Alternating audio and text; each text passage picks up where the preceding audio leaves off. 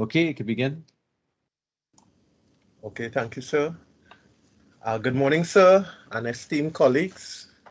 Arjun Sukai and I, Cleve Cummings, are here today to facilitate the Exploring Leadership, Chapter 8, Understanding Complex Organization. Good morning, sir. Good morning, class. Good morning, guys.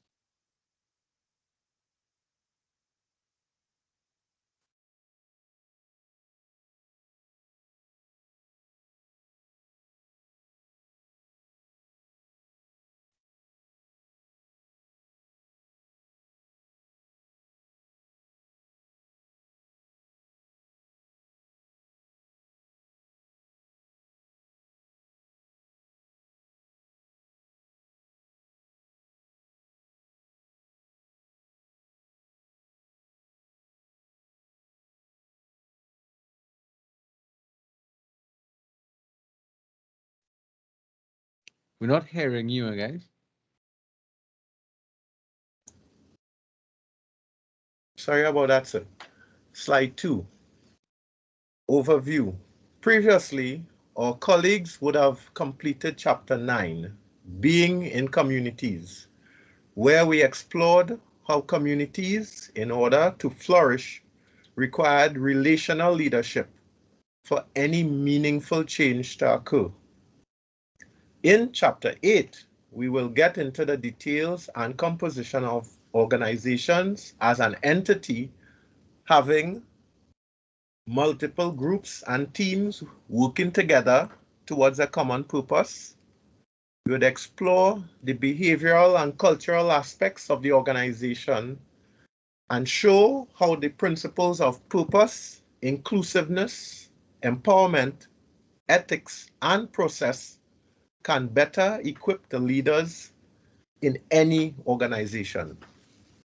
We hope that our presentation of understanding complex organizations would aid in your understanding of the chapter's vital information and influence positively your individual selection of leadership strategies.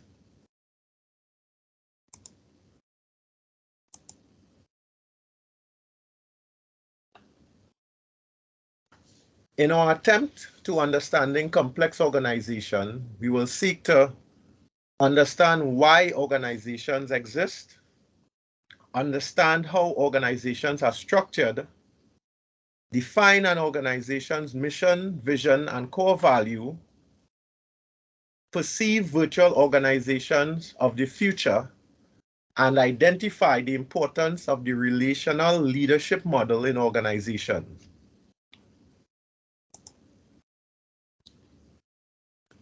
Let's begin. Firstly, by differentiating between groups and organizations. According to Exhibit 8.1, Groups and Organizations in our text, it expounds on the relevant mnemonic we coined the 5 W's and H questions of who are members of a group or organization, which reflects participants' size in terms of numbers, what characterizes or comprises a group and organization, which defines composition, when do groups and organizations meet or interact, that defines their interaction, where do groups and organizations reside, this establishes proximity, location, and why do groups and organizations exist? This defines their common purpose. Lastly, however, the how. How are groups and organizations structured? This outlines their simple or complex structure. These questions assist us to distinguish key differences between a group and organization. From this investigation of groups and organizations, the main differentiating characteristics are observed in the size, composition, and structure when answering the who, what, and how questions. In answering the when and why questions, the results depict their similarities in their level of interaction and purpose of the group and organization. In essence, a group is a collection of individuals, small to medium in numbers of participants greater than 3, who frequently interact, usually in close settings. The group structure is simple and they are unified by one common purpose or interest. Whereas an organization is a collection of groups, large in numbers, and individuals membership, numbers 20 and above. They continuously interact in both close and distant geographical proximities. The organizational structure is complex with numerous departments, and all groups' activities are directed towards achieving a specific purpose.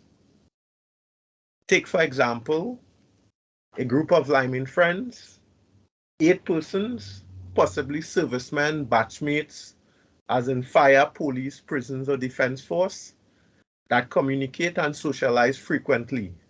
They may work together and have no formal structure, which would just be simple, for the purpose of maintaining a meaningful friendship. In the case of an organization, think of the thousands of employees in the Ministry of National Security who are grouped into various divisions and departments, such as fire, police, prisons, defense force, immigrations and customs, etc. They are continuously interacting independently and interdependently through interagency task force. The ministry structure is complex and are led by department heads who form the Joint Security Council. Bear in mind, each agency's differing mission or purpose collectively serves to accomplish the common purpose of securing the nation, where the overall protection and safety of Trinidad and Tobago citizens and resident foreign nationals is paramount.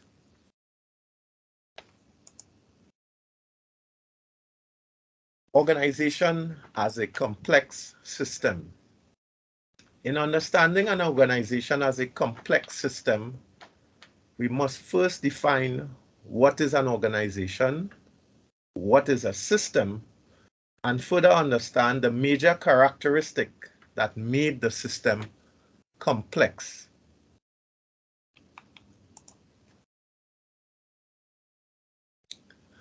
A dictionary definition taken from dictionary.com states an organization is an organized group of people with a particular purpose, such as a business or government department. According to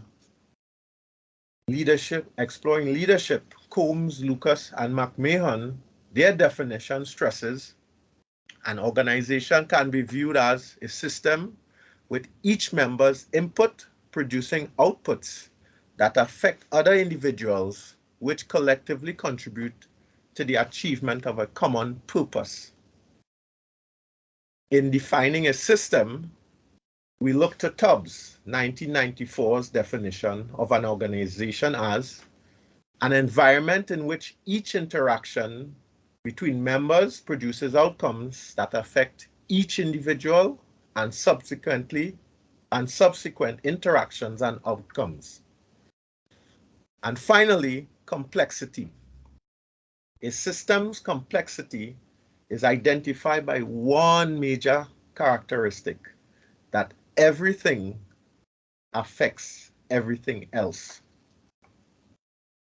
In an organizational context, this means either a ripple, trickle-down, cascade, or domino effect subsequently occurs, which impacts everyone and everything with certainty in the system. Take, for instance, and I'm sure most of you all would agree, when organizations and business were required to only have essential staff at work due to COVID health restrictions. Few positives, but major negative outcomes resulted from this decision. Unemployment, failed businesses, productivity and profits suffered.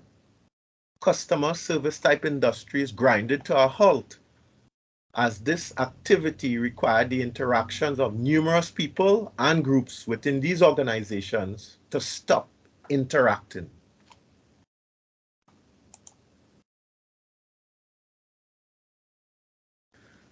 Nine laws of God. We can definitely agree some governing principles must exist to ensure the successful outcomes of complex systems. These organizing principles exist in nature's biological evolution and are extremely relevant to any organization's viable existence. In Kevin Kelly's Out of Control, it reveals such principles that are established in the 9 laws of God. They are identified for our reflection, so I suggest we reflect on them and draw from our own affiliations with our own organizations. As we look at Exhibit 8.2 on your screen, the 9 laws of organization as a system, we focus on distributive beings. The organization's spirit exists in all its members. As in the fire service, we strive so that others may live. Control from the bottom up. Empowerment. Empowerment of all membership levels. Everyone assumes responsibility to keep the station or office clean, for example. Cultivate increasing returns. Direct organization efforts to what is done well and seek to improve it. In the case of the Coast Guard, increase border patrols to reduce illegal migrant entry. This was afforded when they recently acquired new patrol vessels. Grow by chunking. Organizational growth is multidimensional rather than singular. As in the police service, job promotion occurring at all ranks. Maximize the fringes. Recognize and reward a membership creativity, even if ideas are out there or far-fetched. Simply recognize officers for their outstanding performance through commendations or incremental increases. I'm sure most of us would appreciate such. Honor your errors. Learn from mistakes or trial and error.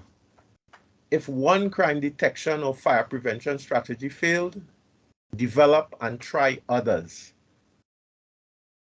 Pursue no optima. Have multiple goals. Be versatile in problem solving, as there is no one right answer. Simply seek multiple initiatives as a course of action. Seek persistent disequilibrium. Disequilibrium encourages organizational excitement to generate fresh ideas and novel opportunities. Be energetic to try creative and innovative ways to improve home safety and fire prevention strategies. This is a message to our fire colleagues. Change changes itself. Seek positive changes that causes a cycle of organizational reinvention and growth. Change the way we patrol our borders and airspace, for example. Incorporate drone technology as the police did in crime surveillance, which can be possibly more cost-effective to maintain than a fleet of ships, planes, and helicopters. In drone technology, parts can be 3D printed through CNC technology.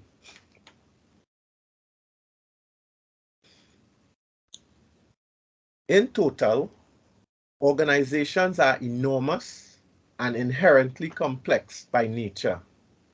It can be quite the challenge to be an invested member or functional leader in such an environment. For example, it takes numerous secondary support departments as procurement, engineering, stores, water section, fire prevention, etc., to support the primary operational response of the fire service.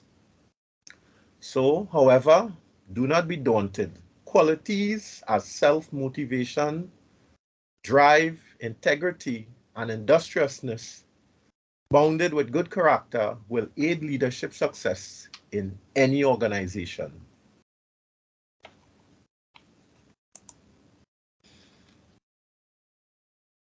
So far, we conceptualized the idea of groups and organizations from answering the W's and H questions in differentiating amongst them.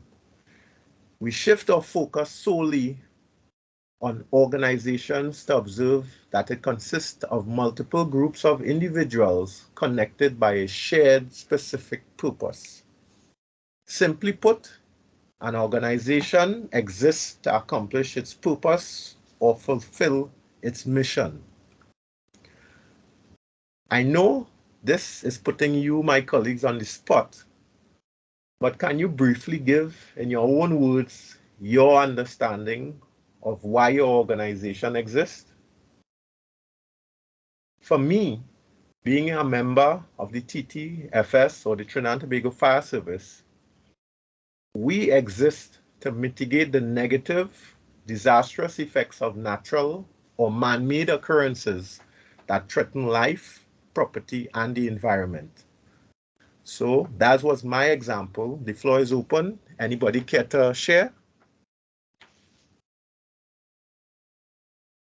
All right, what I will share with the rest of the class, Cleve, is the TTPS mission to promote safety, security, and stability for the nation by upholding the laws firmly and fairly, while ensuring prompt, courteous, and professional service in partnership with the communities.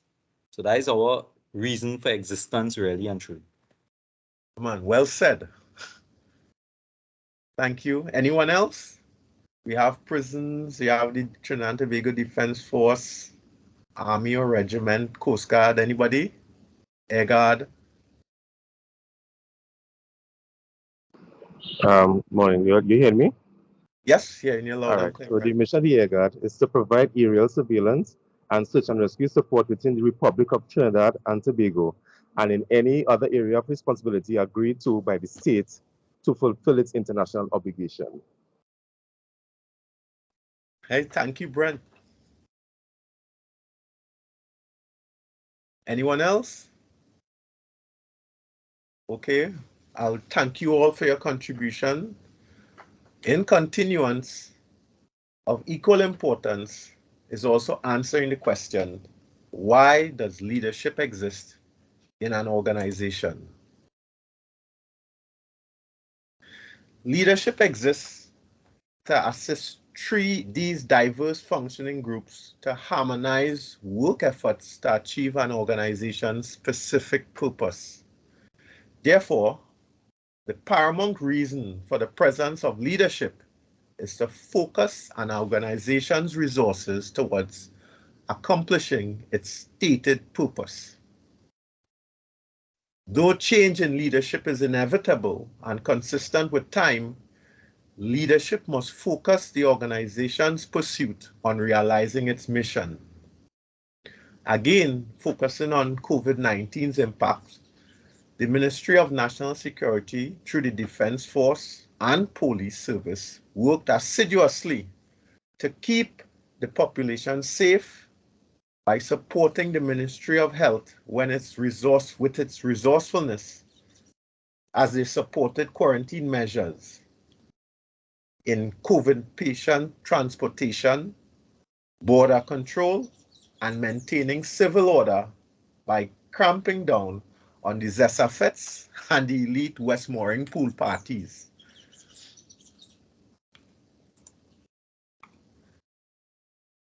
Integration of the relational leadership model. The relational leadership model thus far establishes a realistic framework for all levels of leadership, supervisors, and managers, whether at operational, tactical, or strategic levels. Each can adopt the relational leadership model to influence the achievement of the organization's purpose. The RLM, for short, incorporates 5 elements: inclusion, empowerment, ethical behavior, process-oriented, and purpose as a standard routine that will guarantee success through a cohesive leadership and membership work efforts geared towards accomplishing organizational objectives. For example, I know there exist as formal leadership positions in the fire service and police service. I'm not sure about the defense force in terms of calling the ranks, but each could exercise and benefit from the relational leadership framework, as all supervisors, leaders, managers, or departments and sections head in the protective service can very much benefit from this type and style of leadership.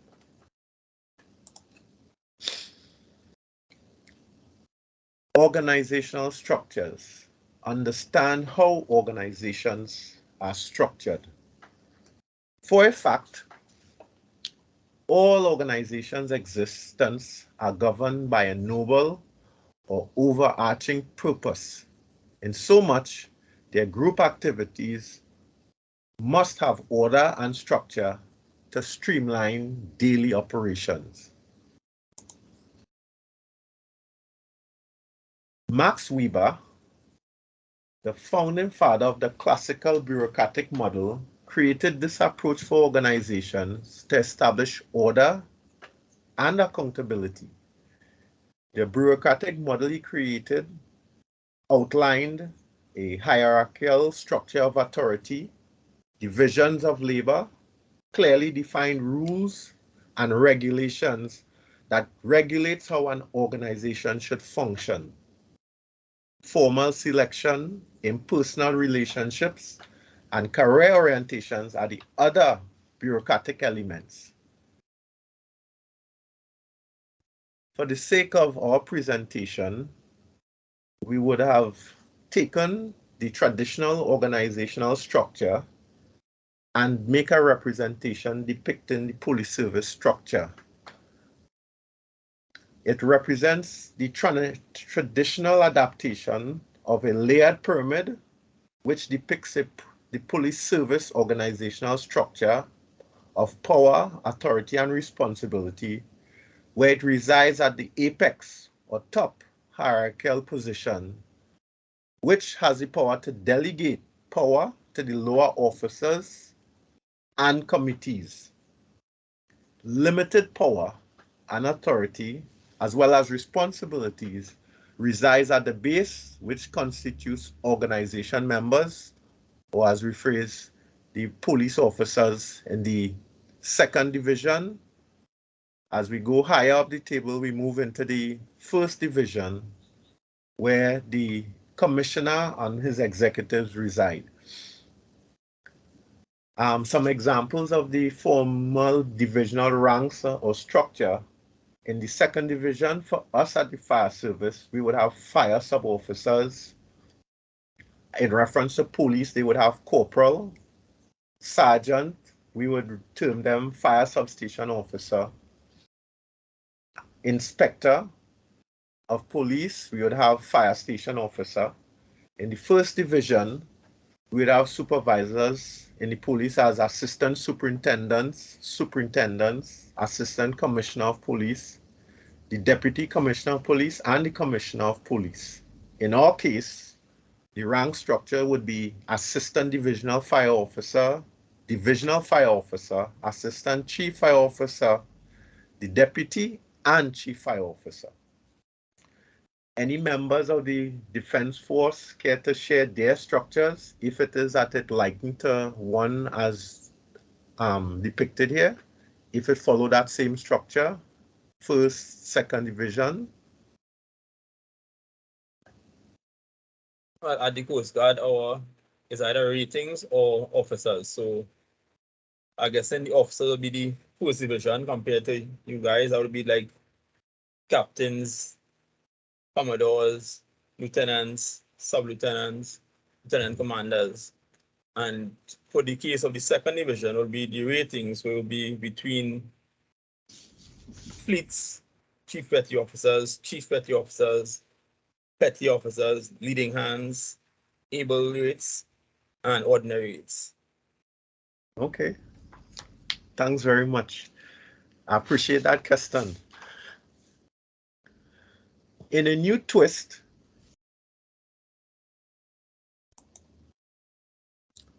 the old ways of command and control is being challenged by a need for leaders to be more collaborative, compassionate, and empathetic. Additionally, the need for leaders to connect and articulate its affairs with the consensus of their membership's desires, needs, and also their talents as to where or what they bring to their organization.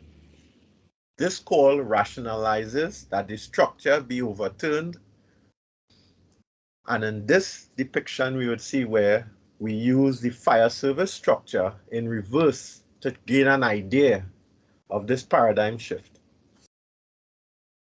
Figure 8.2 in the text would reflect this new structure inverted, and it conceptualizes the members to be at the top, in our case fire officers, and leadership positions at the apex base.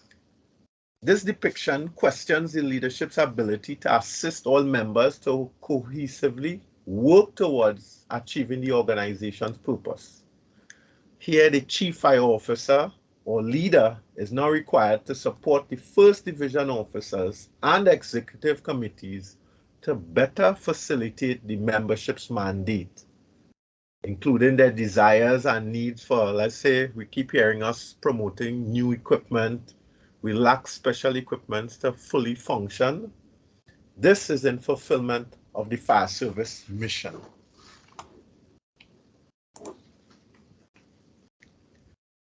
We'll now look at the web structure. And according to the investment that was made in this chapter, we could see that the relational leadership model chose this model in specific to be adopted. That is my interpretation. I hope you might share this after we go through this content. The web structure, as proposed by Allen and Helgeson in 1990-1995, mimics that of a spider web. The web structural definitions result from the evolved patterns and shape over time, which are called a series process. Such a structure is adaptable to organizations consistently changing in response to its changing environment. Input from new members, creative ideas, and the structure's flexibility allows influence by new alterations, modifications, and transformation to change the structure. In place of leadership at the center, in the original theory, the relational leadership model places common purpose. This is to highlight that an organization's purpose should have more significance or importance to inform leadership roles rather than leadership, which was previously there. Six key processes stated by Helgeson that defines the web are open communication throughout the organization. Ideas are followed by implementation action. Information and expertise is shared over the web. Power, authority, and responsibility is distributed throughout the web. And reorganization is easy because of organizational flexibility. The web strands facilitates new membership addition, and lastly, the constant reinvention of the structure via trial and error, a most common feature, as trial and error processes are part of the process. A non-hierarchical organization structure also exists. And this is another organizational structure where the membership shares power and authority throughout the organization. The structure remains flat without vertical levels. This structure was established by members who believed in the concept of true equality and shared a philosophical rationale.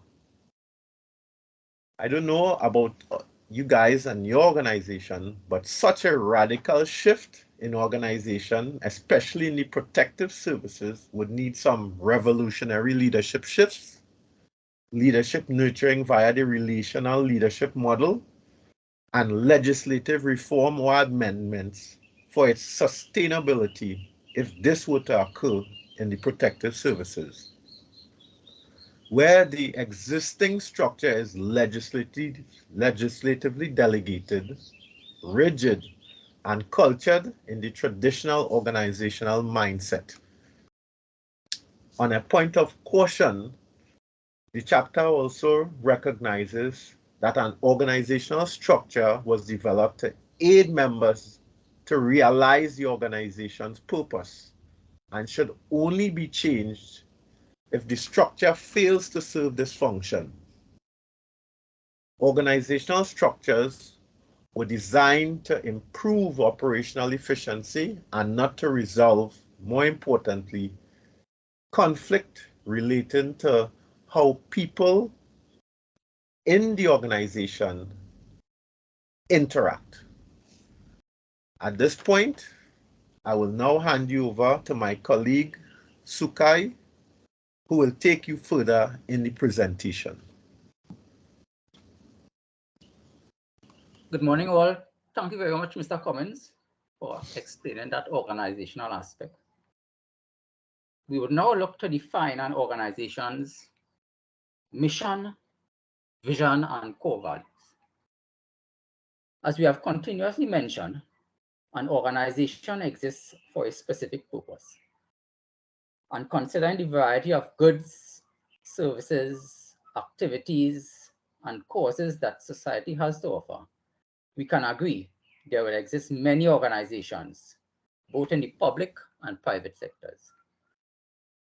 This very class is a collection of different organizations in the Ministry of National Security that have come together in an educational organization that of COSTAT to guide the operations and ideology of the members that make up the organization. There will be certain objectives, future aspirations, and guiding principles that governs the manner in which they set about their daily tasks and work together in achieving the common purpose.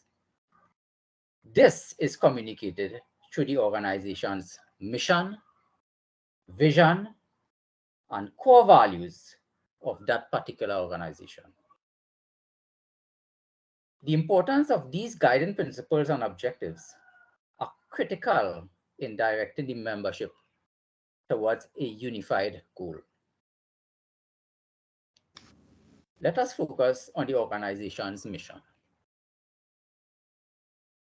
Simply put, an organization's mission defines the organization's purpose for being.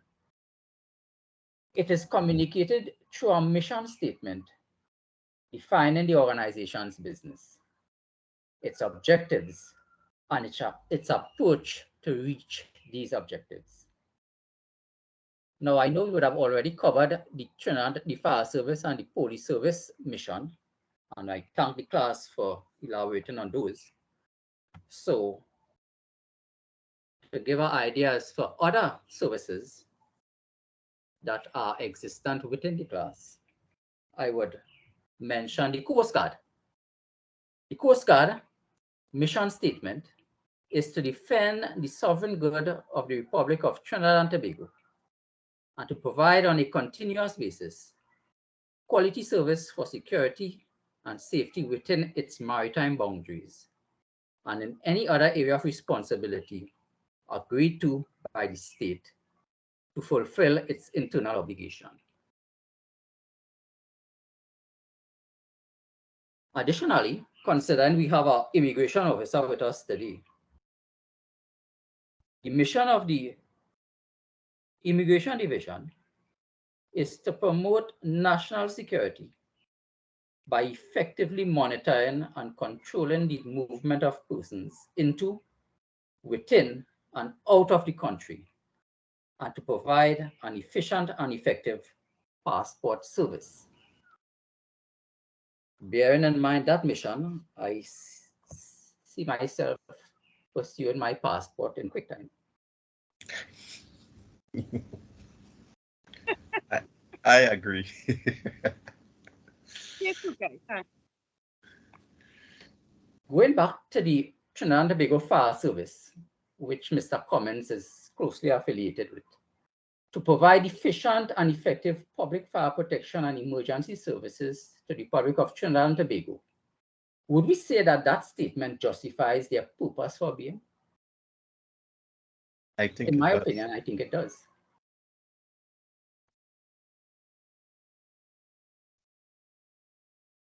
That of the police service, in partnership with the citizens of Trinidad and Tobago, we provide for safe and secure communities and other places through professional policing, focused leadership, and consistent high-quality service. I think all those mission statements convey the same message. In a mission statement, the statement itself should answer, why does this organization exist? And offer a compelling reason for the organization's existence. It must be written in clear, concise language and include input gathered from throughout the organization. This enables the statement to reflect the personality of the organization and at the same time be positioned to guide the actions of the organization. Ideally, the effectiveness of the organization will be determined by how well it moves towards its mission. As members of this educational institution, I thought it was wise to include the mission of COSTAT, that hopefully someone here can testify if it satisfies the criteria mentioned for mission statements. It states, to be the premier educational institution in providing high quality, affordable, and accessible educational programs serving the needs of business, industry, and the diverse campus communities, and facilitating the personal and professional development of its students, faculty, and staff. Since this session is being recorded, I would say that this mission statement fits the purpose and far exceeds my expectations. Are there any objections? Very good. Huh. With that said, we will now move on to the vision.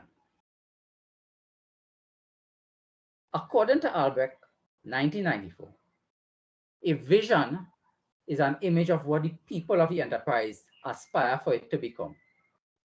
It is like that optimistic future picture of what a successful company aspires to be.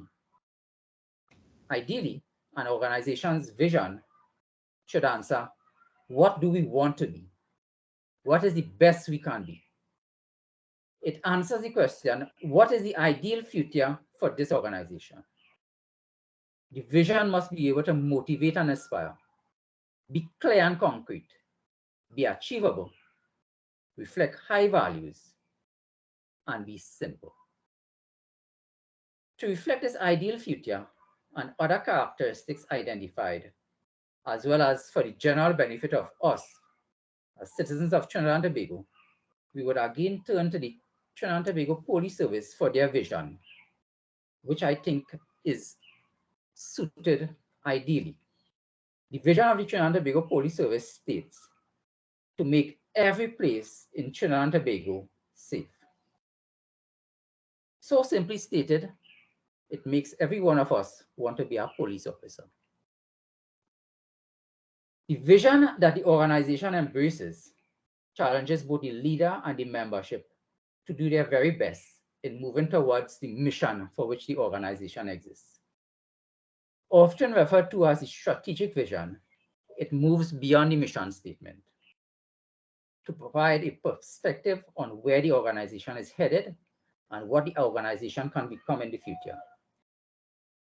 To follow up on my previous conviction, I would mention Costa's vision. It states, to be a student-centered, dynamic and innovative, world-class, multi-campus college, promoting excellence in teaching and learning, serving diverse communities, and producing lifelong learners who can compete globally.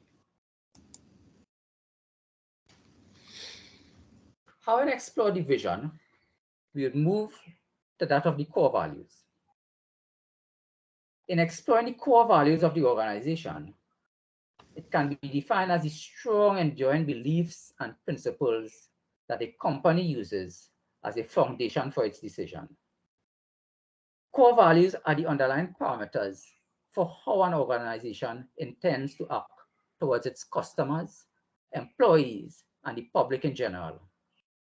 Without these beliefs and principles, any behavior would be justifiable if it moved the organization towards its mission or vision.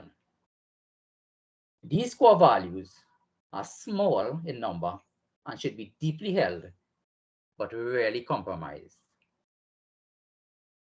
Having developed a pattern here, we would again go to the Trinidad and Tobago Police Service for their core values, which are professionalism, respect, integrity, dignity, and excellence.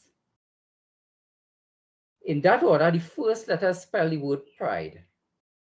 For this, I would like to thank the members here who emulate such beliefs and principles, and urge you all to continue to use these principles in your decision making. Having discussed these three principles, which should be the cornerstone which drives the behavior and actions of an organization, bearing in mind the organization consists of the membership and not the structure, it is clear to see that the mission, vision, and core values of an organization is a constant reminder to seasoned employees, as well as a guiding pillar to new employees as to what their overall goals are while serving in their various positions as leaders and followers in their organization. However, there are individual aspects of each organization which sets it apart and makes it distinctive from others. In looking at this, we would now move on to organizational culture. I hope this short video can give a brief overview.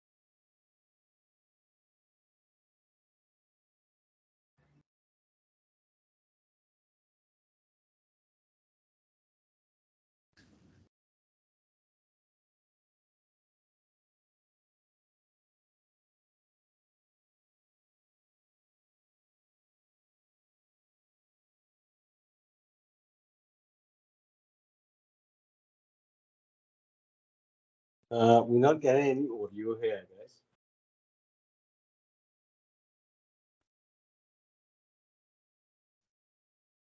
Excuse, sir, said not hearing. There's no audio from the video. Say again? There's no audio coming from the video. Okay.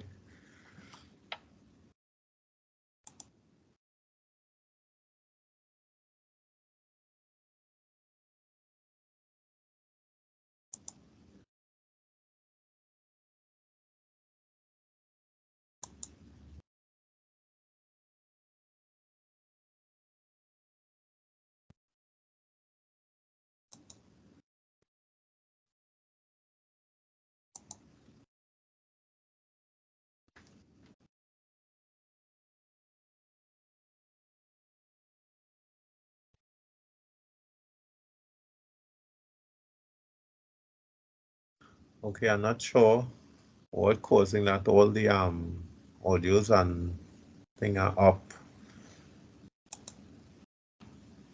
Oh, that switched.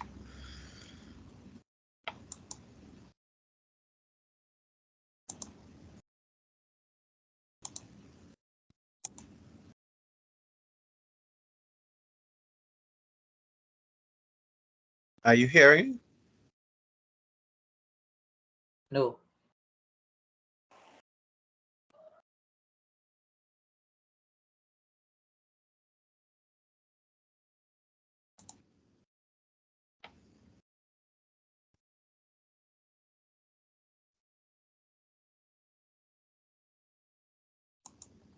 Nevertheless, this was expected, and I would empower you all, according to the relational leadership model, to use your initiative to look at this video. The link is stated in the bibliography at the end of the session.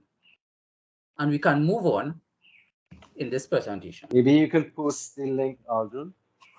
Maybe you could post the link to the WhatsApp chat afterwards. Very well, sir. That will be done. Yeah. It is widely viewed that organizations are so large and powerful that they take on a culture of their own. In examining how the practice, norms, and values of an organization is integrated into its behavior and personality, thereby defining its culture, we would explore some perspectives on organizational culture. We would look at 4 in particular. First of all, we have organizational culture. According to Edgar H. Schein, in his book, Organizational Culture and Leadership, he defines organizational culture as a pattern of shared basic assumptions that was learned by a group as it solved its problems of external adaptation and internal integration, that has worked well enough to be considered valid and therefore to be taught to new members as the correct way to think, perceive, and feel in relation to those problems. The proposed culture has 3 different levels. Artifacts, which are the visible products of the group, the language, the style, rituals, stories. These are easily observed, but difficult to decipher. Secondly, his theory espouse beliefs and values, which are the tried and tested shared values and beliefs. That is the ideals, goals, and rationalizations in the organization. And thirdly, we have the basic underlying assumptions, which are the unconscious, take it for granted beliefs and values within that organization. Another perspective, that of Terence Deal and Alan Kennedy, 1982. Here, a different framework is used to address organizational culture. They stress the importance of the organization's values, which are the core beliefs of the organization, which serves as a guide for the behavior of the members. The heroes, which are the individuals of the organization, deemed heroic because of their actions. They serve as role models. Rites and rituals, the formal and informal guidelines for how everyday occurrences are to proceed. Example, how meetings in the organization are conducted. And we have the communications network, examining how information is gathered and disseminated, both formally and informally. They identify characters such as storytellers, administrative support, spies, gossips, whisperers, cabals. These terms, it appears very familiar to me.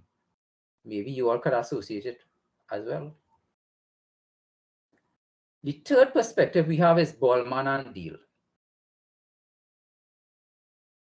In the Ballman and Deal perspective, they use the 4 frames of organizations. These are identified as structural, where the focus is on the organizational charts, rules, and job descriptions.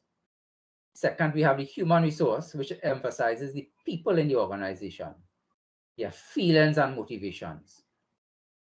The political frame, operates from the view that there will always be a scarcity of resources. So organizations are inevitably in conflict with one another and must operate in ways to form coalitions that will enable them to gain more.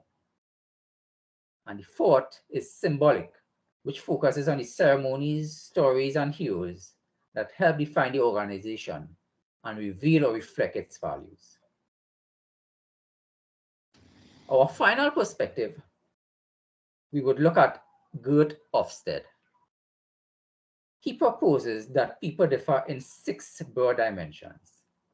Each identifies with the different beliefs of people and their individual preferences for how the world should work. The power distance index, the first dimension, the degree to which the society supports equality and inequality. Second dimension is individualism, how much individual work is emphasized over collective action. Masculinity, the degree to which traditionally male values are embraced over traditionally female values. Uncertainty avoidance index, which is the degree to which ambiguity and uncertainty are tolerated. Long-term orientation, how much a long-term perspective is favored over a short-term view. And the sixth and final is the indulgence, which is the relative level of freedom or restraint that society places on the free expression of the natural human drive for happiness. In looking at this theory of Gert Hofstede, according to the book Exploring Leadership, there are 5 listed dimensions. However, our recent update has moved it to 6. To reiterate this last perspective, we would look at our next short video. Hopefully it would play.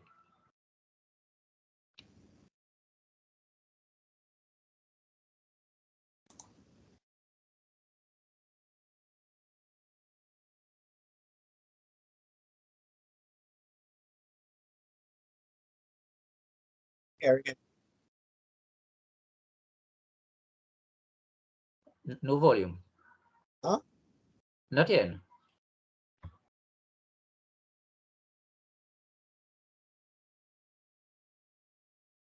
Try playing the link in a separate window.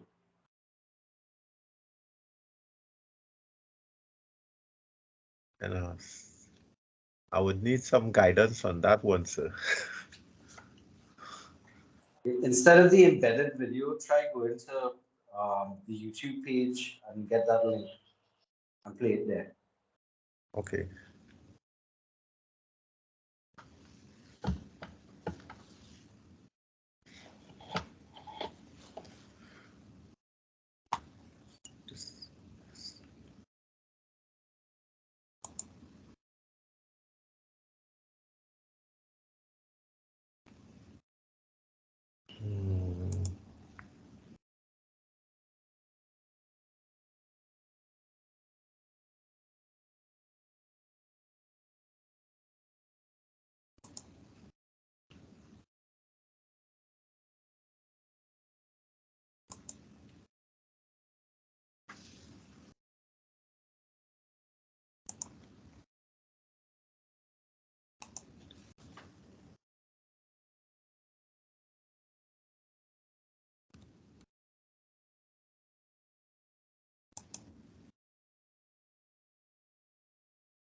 You'll have to go to a browser. Oh, yeah. Your email right now. Yeah.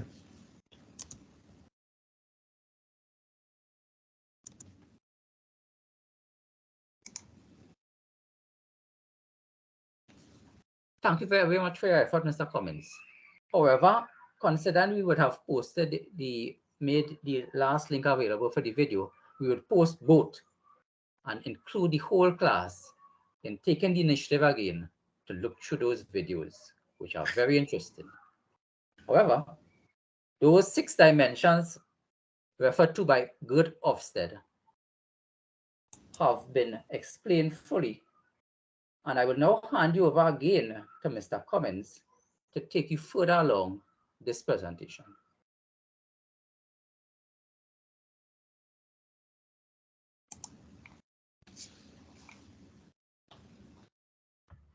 Thank you, Sukai.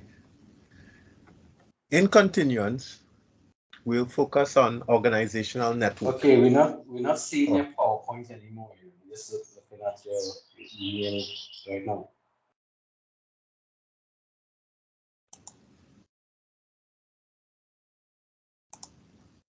Seeing it now?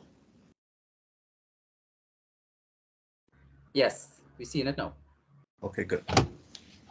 Right, we'll continue in understanding organizational network.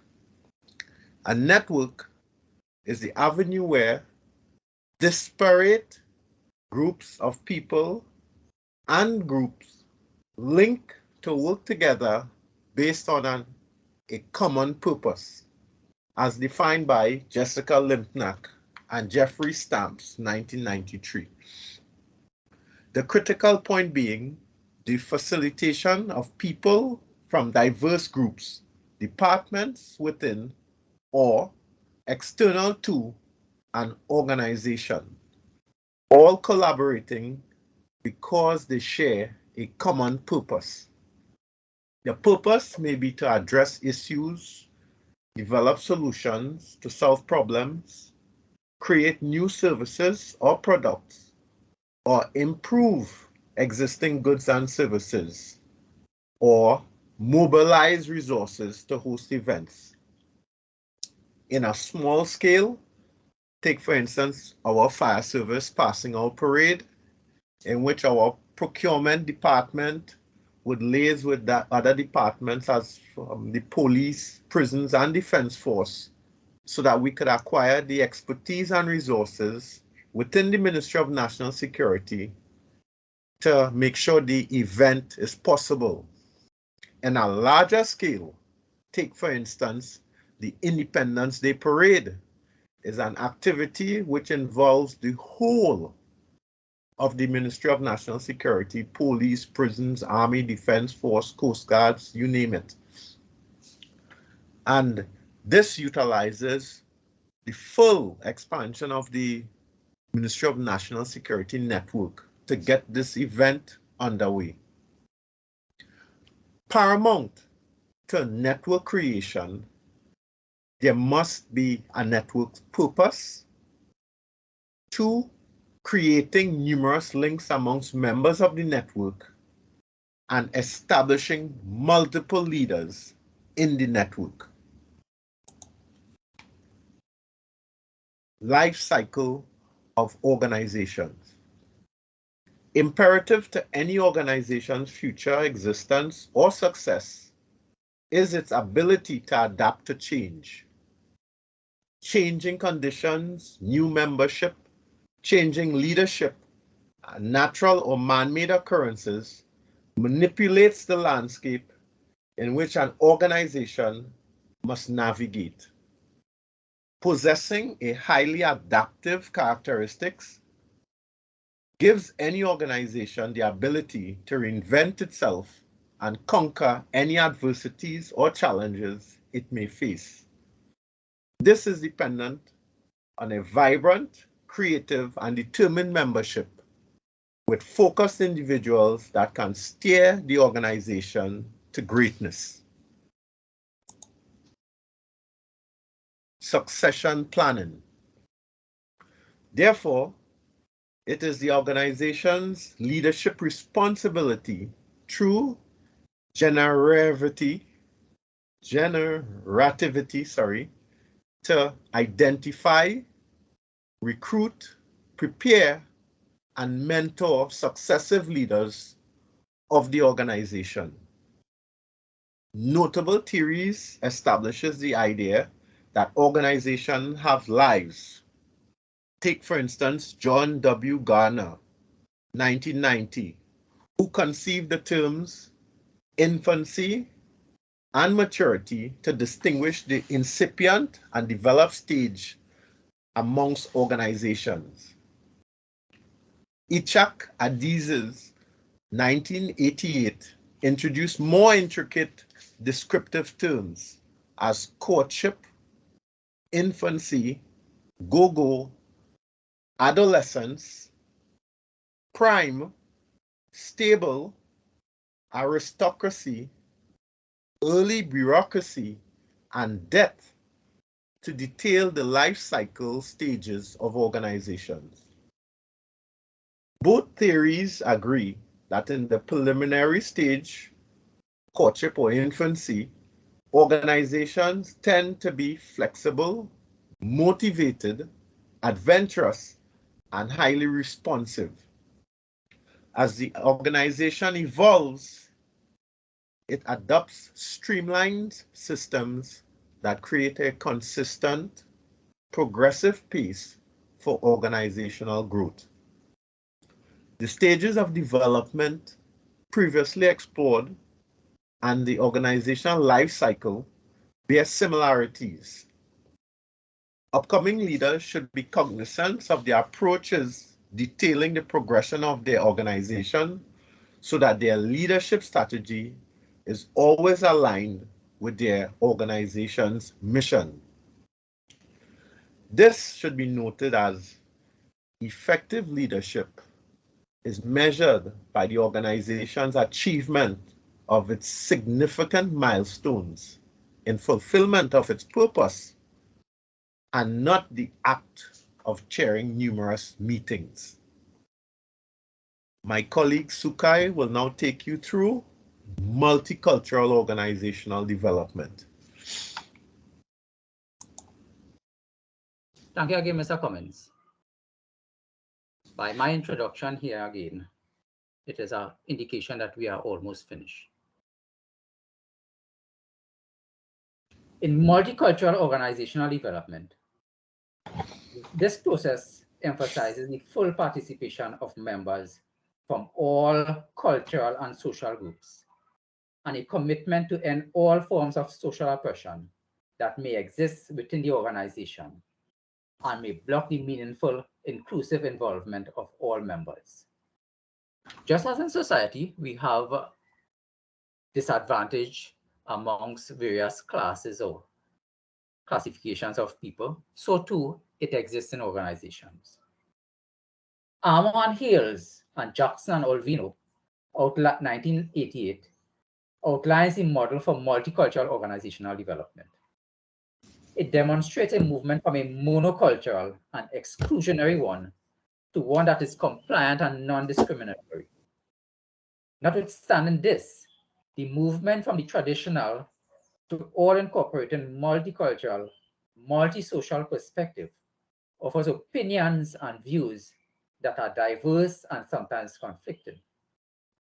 It is imperative as a leader that all views and opinions are treated with understanding and respect of others, which will vary and sometimes conflict with your own as a leader. In organizations, remaining vibrant and viable over an extended period, it must be understood that change is an inevitable and continuous phenomenon. It needs to be addressed through adaptation and a transformation of the organization. The relational leadership model, being inclusive and empowering, can incorporate diversity and inclusion through the principles advocated in the concept of multicultural organizational development, bearing in mind the world evolves and progresses. As such, society and the organizations that contributes to it should also evolve. Now pass you on back to Cleve Cummins, who would do the last part of this presentation. Thank you, Sukai. As we seek to be closing, we'll cover learning organizations. Learning organization is descriptive of the organization's capacity to grow, change, and develop to be highly adaptive to challenges encountered in an unpredictable environment. This according to Peter Senge, 1990, Watkins and Marsick, 1993-1990. This is reflected in the human capital, which is the value of an organization's human resource competence. It's expressed in terms of individuals or groups, members, their skills and abilities, intellect, and a talent available with the capability of implementing strategy through work activities geared towards the achievement of the organization's short and long-term goals. The concept of personal mastery, mental models, shared vision, and team learning presented by Senge is fundamental to system thinking.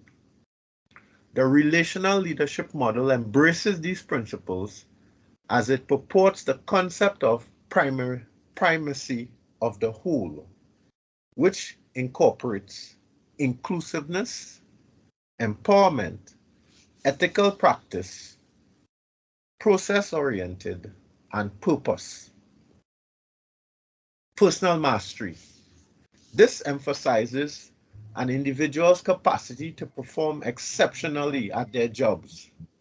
Skills and abilities developed through training and succession planning empowers members to be of benefit to their organization.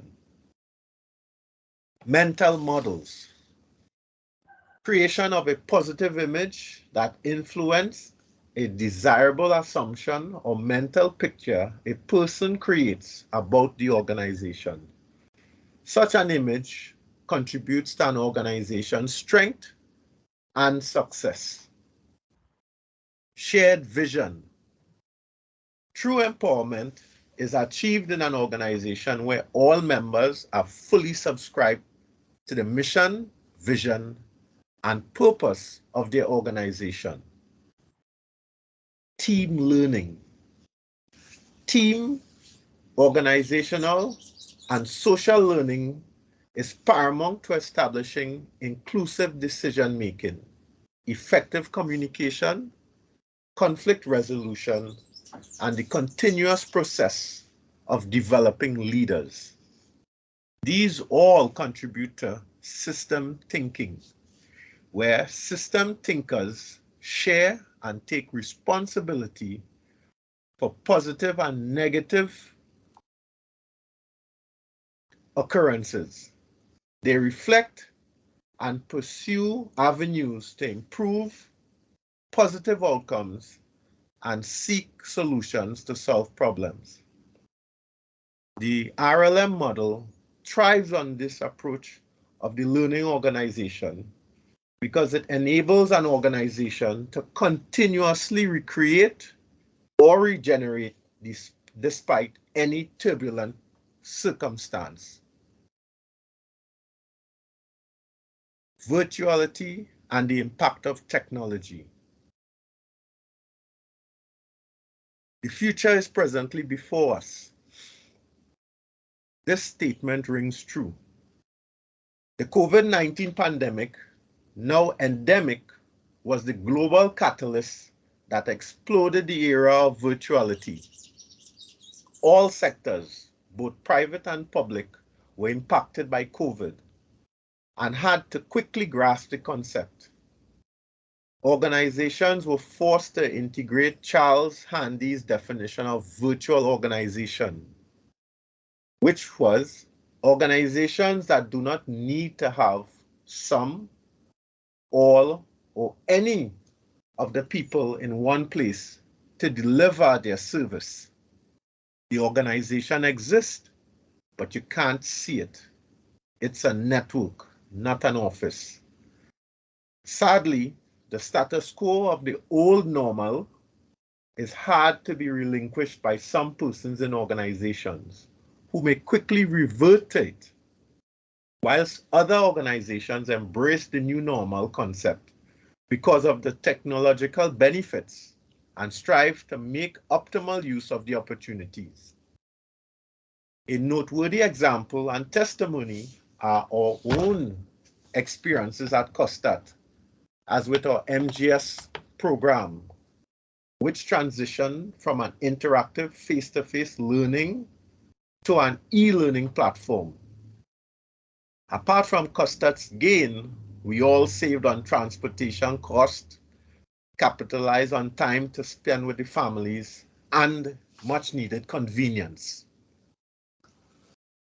The more organizational teams are separated in terms of geography, time, culture, or organizationally, the more virtual it becomes. Trust will then be an issue, and that must first be established amongst organizational leaders and organizational members. Virtual leadership. At its core, leadership is about development of relationships. This according to Avilio and Kahai, 2003, who stressed that leaders must build relationships to lead effectively. With the advent of technology, organizations began existing virtually and information became readily accessible. Technology has presented the opportunity to communicate and share information without limitation, connecting with people from anywhere at any time. Leaders and members of organizations can form networks to capitalize on technologies, availabilities, and uses. Key e-leadership behavior to aid leadership success are: leaders must be able to thrive in complexity, ambiguity, and uncertainty. They must also be continuous learners, be courageous due to core values and strong beliefs, display leadership talents and mentorship abilities. All these were listed by Kessler in his 2001 publication. Beda, in his 2003 publication, noted several E-team leadership rules that lead to E-team effectiveness that we can benefit from by mastering ourselves, which includes enhancing cohesion, nurturing trust, promoting sharing of information and ideas, moderating team conflicts, facilitating team coordination and integration, and developing social and human capital. It's difficult to predict how organizational change will occur due to the use of technology. All that is known, however, is that change will occur, and leaders should embrace technology to create positive and desirable organizational outcomes.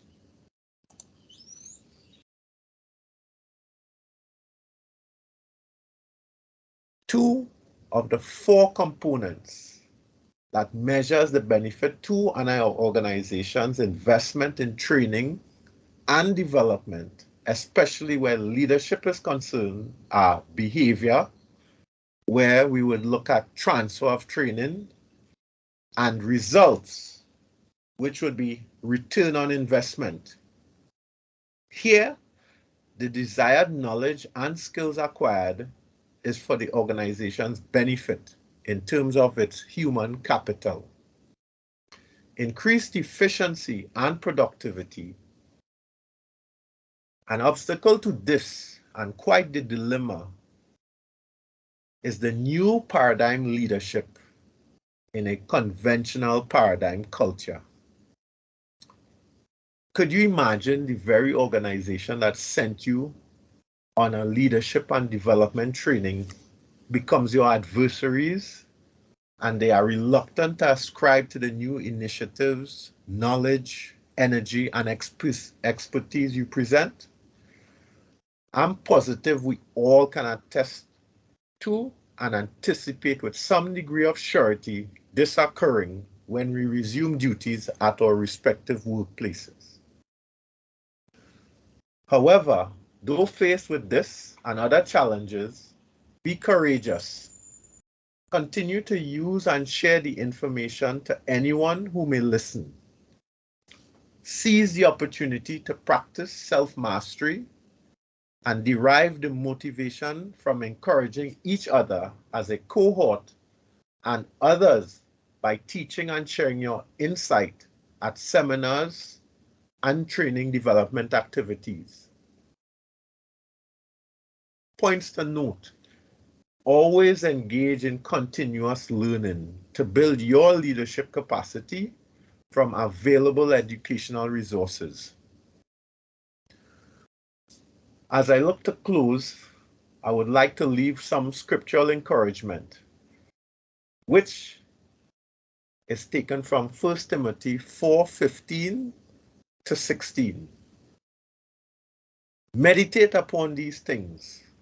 Give thyself wholly to them, that thy profiting may appear to all. Take heed unto thyself and unto the doctrine. Continue in them, for in doing this thou shalt both save thyself and them that hear thee. In summary, this chapter highlighted complex organizations, the reason why they exist, and their structural makeup. It also covered the pillars of mission, vision, and core values which guide the membership towards a common goal. Various perspectives on organizational culture were identified, and the dynamic virtual organization that we are presently a part of has manifested itself. The principles of ethics, process of the relational leadership model was evident as a foundation for growth. However, the principles of purpose, inclusiveness, and empowerment are critical elements that leaders will need to adopt when dealing with complex organizations. These are the references that would aid, that we would post on the site for your perusal. At this time, Suka and I would like to thank you for your attention and open the floor. Are there any questions?